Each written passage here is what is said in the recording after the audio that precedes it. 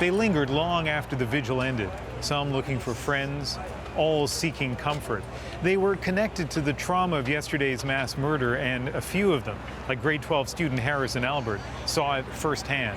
He broke the window of our door and started shooting kids. I wasn't hit, but there were a couple kids that were injured. I believe 3 injured and 1 killed. You saw that? Yes. So it's been just over 24 hours since then. Emotionally, how are you? I feel like I'm still in shock. I don't think it's sunk in yet because I don't know. Like I just feel depressed. Like it's been hard to find things to do. You know, I'm kind of like I'm disoriented almost. There were hundreds of students here, and those divisions, the cliques so synonymous with high school, not a hint of it today. I think it's definitely building us all stronger. Like seeing everyone out here like all together, I think we're definitely going to be stronger than we even were before. We just heard gunshots the whole time, and then when it was over, like after like 15 minutes, I just heard someone moaning in the hall, and like the whole time we just couldn't help him. He was just moaning the whole time and asked us for help, and he ended up crawling to our door and started hitting it, and we couldn't let him in. And then we just got when the police got there, like we were just so grateful. It's a big question. Nobody has the answer, but I'm curious about whether you guys have thought about it at all. What do communities like yours do to try to stop like this happening in the future? Any idea? Can't really do that much. All you can do really is just like upgrade security and just do the drills more often. The drills honestly didn't even help us with this. Like when it all started, like everything just hit the fan, and like everyone was running, and like I was like lucky enough to be in a class. Like when I got out, like I saw like there were kids that weren't even in class, like they were just on the ground. And as he thought about what he saw yesterday, he walked away. A lot of the kids here saw some awful things. When are you guys going to be ready to go back to school, do you think? Never. I don't know. I don't feel like whenever we got escorted out, like we went right by the building, saw the bullet holes. It just gave off like such a bad like vibe. It was just, I don't ever want to go back to school again. Yeah. I was like walking out of the building, and all I remember is I'm going to go back in that building, that 3rd floor, and see that pile of blood that I saw walking out. And I'm never going to be able to unsee that. Well, I'm sorry all of this happened, and I really appreciate you talking to us. Thank you. So, as we've heard, 17 people died in this shooting. A shocking number, but that statistic carries much greater weight when you start to learn the stories of the people behind it. Jamie Gutenberg was the first confirmed fatality. According to her cousin, she had a smile that lit up every room she walked into.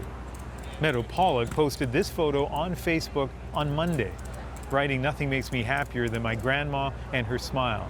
She was on her way to college." So was Nicholas Dworet. According to his swimming coach, over the past year and a half, he'd transformed himself from directionless and disengaged to model student and driven athlete. More people might have died if it weren't for the school's assistant football coach, Aaron Feist. He reportedly shielded students with his body. And Scott Beagle was ushering students into his classroom when he was shot. Kelsey Friend was one of them. I will never forget the actions that he took for me and for fellow students in the classroom. And if his family is watching this, please know that your son or your brother was an amazing person, and I am alive today because of him. And the alleged killer, Nicholas Cruz, briefly appeared in court today. You are charged with 17 counts of premeditated murder. I have something very important to tell you. You're charged with some very serious crimes. Cruz is now under suicide watch while the police investigation continues. Our Stephen D'Souza has the latest on that. You are charged with ordered held in custody without bond, lawyers for Nicholas Cruz called him a broken child. He is fully aware of what is going on, and he's just a broken human being. Police, though, describe someone altogether different, cold, calculating and methodical, who escaped the scene by blending in with fleeing students. Police say Cruz arrived at the school at 2:19 via Uber. At 2:21, he began to fire into classrooms. Within minutes, he left, leaving behind his rifle and ammunition. He went to a nearby Walmart, buying a drink at the Subway inside. At 3:01, he went to McDonald's and hung out there. At 3:41, he was arrested nearby. He was a weird kid. He was a bit off. He would like curse randomly in the middle of lunch. You know, he would just like scream out random curse words, and like he always just seemed a little bit off. You know, like just something was wrong with him. Cruz's social media profile is filled with guns and violent images. Described by other students as volatile, he had no criminal record. So he was able to pass a background check and legally buy an AR-15 rifle a year ago at age 18. The home where he last lived was a crime scene today. His adoptive father died in 2004, his mother this past November. Cruz was staying here with a friend's family. The FBI now says Cruz may have been on their radar. The FBI was tipped off about a comment made online last year by someone with the name Nicholas Cruz. The comment simply said, "I'm going to be a professional school shooter." No other information was included with that comment. The FBI says it was never able to figure out who made the comment. Cruz may also have been a white nationalist. Members of the Republic of Florida, a white supremacist group, say he was associated with them. And so Stephen D'Souza joins us now. As fascinating as this information is, still a lot we don't know about Cruz. A lot of details that still paint an incomplete picture, and so what we have is the question of why. Still no motive. Police haven't given us one, and there's still questions about whether he was targeting specific students at the school. And the U.S. justice system moves quickly. We already have some pretty significant documents that have been released here. That's right. We've had a chance to look at the arrest documents. It says that in the interview, he admitted to being the shooter, to having the gun, to having all of that ammunition. It also tells us that at the school, administrators actually noticed him as soon as he arrived, but they couldn't react quickly enough because the shooting began within 2 or 3 minutes. All right, Stephen, thank you very much. Las Vegas, a lot of talk. The community also lost Alyssa Aladef in the shooting, a talented soccer player adored by her mother, Lori. Shock and sadness are natural reactions to this kind of loss, and so is outrage. And when Lori spoke to CNN, it surfaced. How do we allow a gunman to come into our children's school? How do they get through security? What security is there? There's no metal detectors. The gunman, a crazy person, just walks right into the school, knocks down the window of my child's door, and starts shooting her, and killing her. President Trump, you say, what can you do?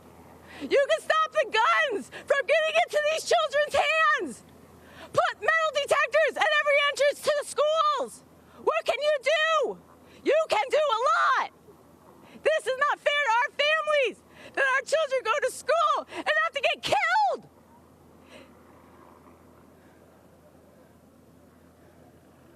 I just spent the last 2 hours putting the burial arrangements for my daughter's funeral, who's 14.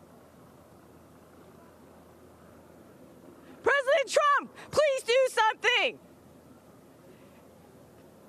Do something. Action! We need it now! These kids need safety now! Lori Aladef is certainly not the only grieving mother, and she won't be the last to demand action on the abuse of guns in the United States.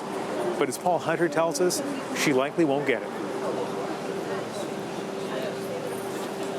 It's the gun of choice for American mass shooters, an AR-15 assault rifle, the kind used yesterday. Easy to fire, efficient for killing. In most U.S. states, it's perfectly legal to buy. I ask for a moment of silence for the victims. Today, amid the post-mass shooting rituals of Capitol Hill, renewed frustration that gun laws flat out never seem to change in this country. How many more folks have to die? When is enough going to be enough? And yet, so too came the familiar not so fast. Today from Republican Senator Marco Rubio, who, by the way, is one of the leading recipients in Congress of donations from the powerful National Rifle Association. Said Rubio, tougher gun laws won't stop the bad guys. If someone's decided I'm going to commit this crime, they'll find a way to get the gun to do it. And so to Donald Trump, a self-described true friend of the NRA. My fellow Americans, said Trump, the U.S. has a heavy heart today and should pray for healing. He made no mention of guns. Instead, we are committed to working with state and local leaders to help secure our schools and tackle the difficult issue of mental health. It was Trump who last year signed off on steps making it easier for the mentally ill to purchase guns. Maybe it's no wonder the messaging to politicians today from that school in Parkland was blunt and desperate. We're children. You guys are the adults. You need to take some action and play a role. Work together, come over your politics, and get something done. Enough with the prayers, he said. Act. Paul Hunter, CBC News, Washington. One last note on this. For years, Columbine was a kind of shorthand for the horror of mass shootings. The 1999 high school shooting was one of the worst in U.S. history.